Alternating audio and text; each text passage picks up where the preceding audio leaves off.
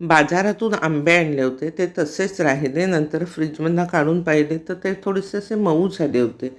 म्हणून त्याच्या सालाकडून असे कट केले आणि मिक्सरमध्ये टाकून दिले. हे पहा, एकदम कच्चे पण नाहीत आणि पिकलेले पण नाहीत, असं अर्धकच्चे आहेत.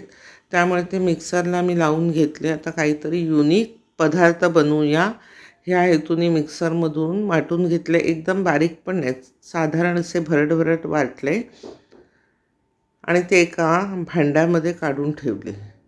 आता जेवढा पल आहे हा, त्यात तेवढाच अंदाजे मी पिठी साखर घेतली. आपण अंदाजे घ्यायची आणि आता चमच्याच्या साहाय्याने ती सगळी मिक्स करायची. पिठी साखर असल्यामुळे ती झटकन मिक्स होते. मी मिक्स करत आहे तोपर्यंत तुम्ही जर माझ्या चॅनलला नवीन असाल तर माझ्या चॅनलला सबस्क्राईब करा, लाईक करा, शेअर करा, जेणेकरून माझ्या नवनव्या रेसिपी तुम्हाला बघायला मिळतील.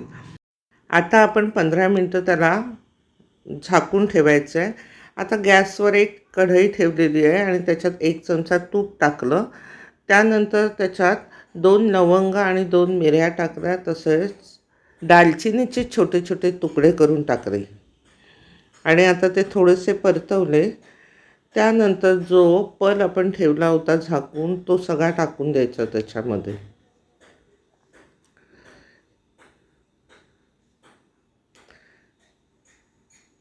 आता तो त्या कढईमध्ये एकजीव करायचा, हलवून अगदी 5 ते 7 मिनटात ही छानपैकी अशी रेसिपी होते.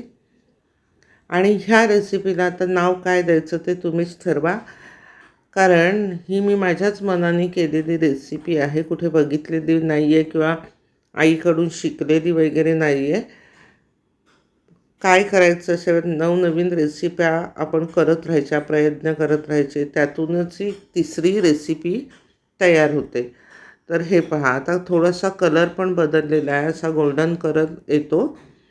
आता ही आपली रेसिपी झालेली आहे. हे पहा, ते मगाशी ओलं ओलं दिसत होतं, आता सुकल्यानंतर हे अशा प्रकारे घट्ट होते आणि आपण एका डब्यामध्ये ते काढून ठेवायचं आणि पॅक करून ठेवायचं.